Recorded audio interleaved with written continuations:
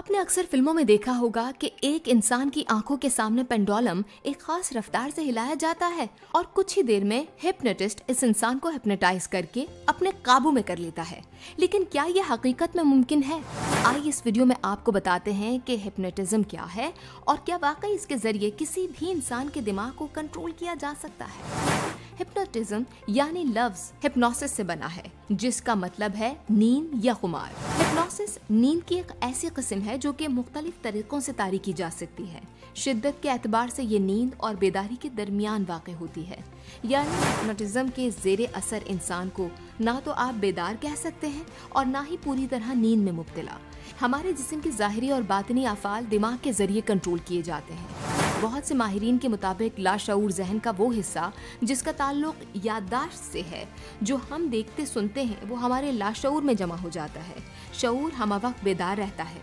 लाशऊर को बेदार करने के लिए कुछ मेहनत करनी पड़ती है। नींद के दौरान शऊर पुरसुकून या काफ़ी हद तक बेअमल हो जाता है, जबकि लाशऊर इस दौरान अक्सर बेदार हो जाता है। अमूमन लाशऊर की बेदारी हमें ख्वाब दिखाती है।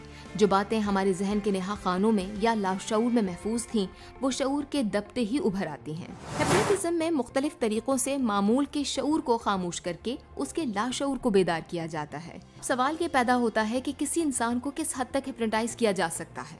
क्या ये मुमकिन भी है? क्या इसे कंट्रोल किया जा सकता है?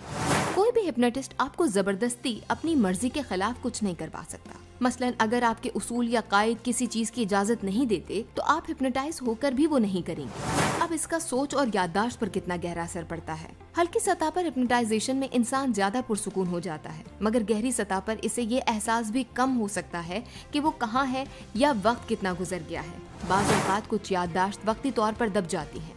इसके अलावा हिप्नोटिस्ट अगर किसी को तजवीज़ देता है और अगर वो उस शख्स के अंदरूनी मिजाज या ख्वाहिश से मेल खाती है, तो वो आसानी से कबूल कर लेता है। कुछ लोग जल्दी या गहरे हिप्नोटाइज हो जाते हैं, जबकि कुछ पर बहुत कम असर होता है। ये ज्यादातर जहनी मिजाज या पुरसुकून होने की सलाहियत पर मुनहसर है। क्या ये इलाज के तौर पर भी इस्तेमाल होता है? कुछ लोग हिप्नोटाइज होकर जिस्मानी दर्द को कम या मुकम्मल तौर पर नजरअंदाज कर लेते हैं। इसीलिए बाज़ औक़ात हिप्नोटिज्म को बतौर इलाज भी इस्तेमाल किया जाता है।